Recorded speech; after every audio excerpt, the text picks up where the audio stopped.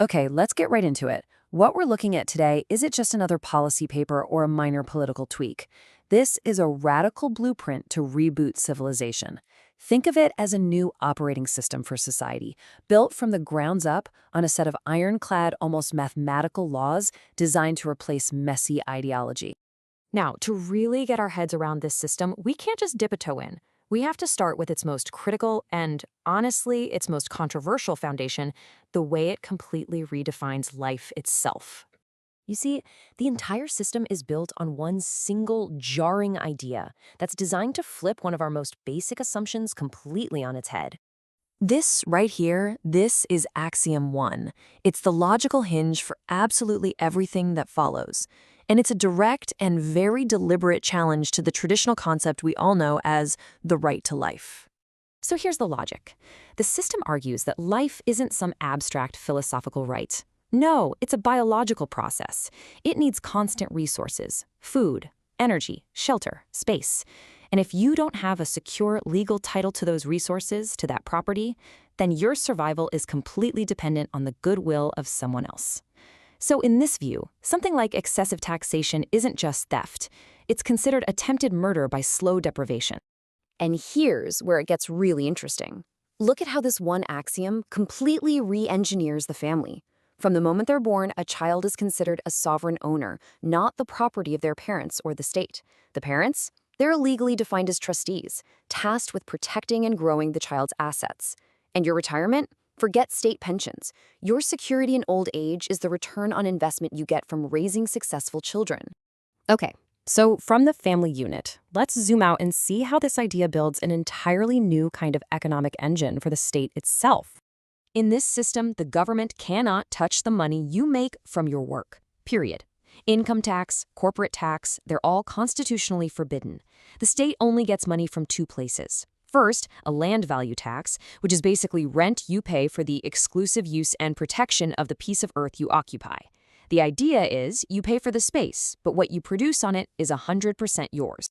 And this is where the engine really kicks into high gear. The second revenue stream is a consumption tax, a VAT. And look at this breakdown. A full 50%, half of all that tax revenue, is piped directly back to the citizens. Why? Because the state is a corporation and you are a shareholder. So you're not a passive subject here. You're an active investor. The first 25% of that VAT money is a base dividend, split equally among everybody. The next 25% is a demographic dividend, which pays parents to ensure the population stays stable. But this last 25%, this might be the most radical part. It's your citizens' portfolio. You are given direct control over your slice of the state's budget. You get to decide which hospitals, which schools, which research projects get your money, forcing government agencies to compete for your business. Now let's look at how a system like this deals with two of the most dangerous parts of any state, its military and the power of its politicians. Forcing someone into military service is seen as slavery, a total violation of owning your own body. So you're given a stark choice. You can defend the land with your blood, serve in the military, and pay almost zero land tax, or you can defend it with your gold by paying a higher land tax that funds a professional army. Security is never free, but how you pay for it is your choice. But with a professional army and a state budget, how do you stop politicians from abusing their power and running wild? Here's the answer. Government debt is not the nation's debt. If a politician overspends their budget, that debt becomes their personal debt. It's secured against their own house, their own savings, their own assets. This just fundamentally changes the entire game of politics.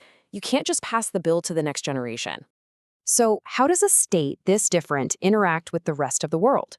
Well, it uses a strategy based on pure, cold, economic self-interest. The Constitution flat out bans starting a war. Not because it's immoral, but because it's just bad math. Think about it. When your personal income, your citizen's dividend, is directly funded by trade with other countries, destroying a trading partner means you are literally taking money out of your own wallet.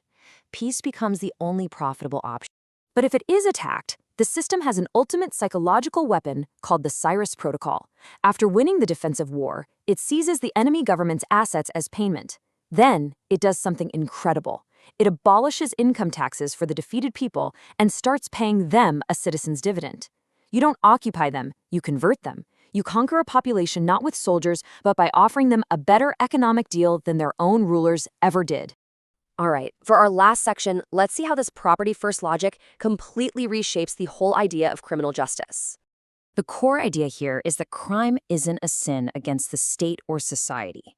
It's an economic act. It's an attack on someone's resources, and that creates a measurable debt that is owed directly to the person who is harmed. The state's only role here is to act as a collection agency for the victim. And prison? It's not a cage taxpayers pay for just to punish someone. It becomes a work facility where the offender works to pay back every cent they owe to the victim, plus the costs of their own incarceration. And the system can be incredibly severe. The absolute worst crime you can commit is defense fraud. If you sell the army faulty body armor to make a few extra bucks, you've knowingly traded a soldier's life for profit. The system treats this as premeditated mass murder, and in doing so, you forfeit the protection of your own life. But here's the final crucial piece for ensuring equality before the law. A rich person can't just write a check to get out of a conviction for a violent crime. Time is defined as the one form of property that no one can buy more of. So a billionaire and a poor person both pay for their crimes with the exact same currency: hours, days, and years from their own life.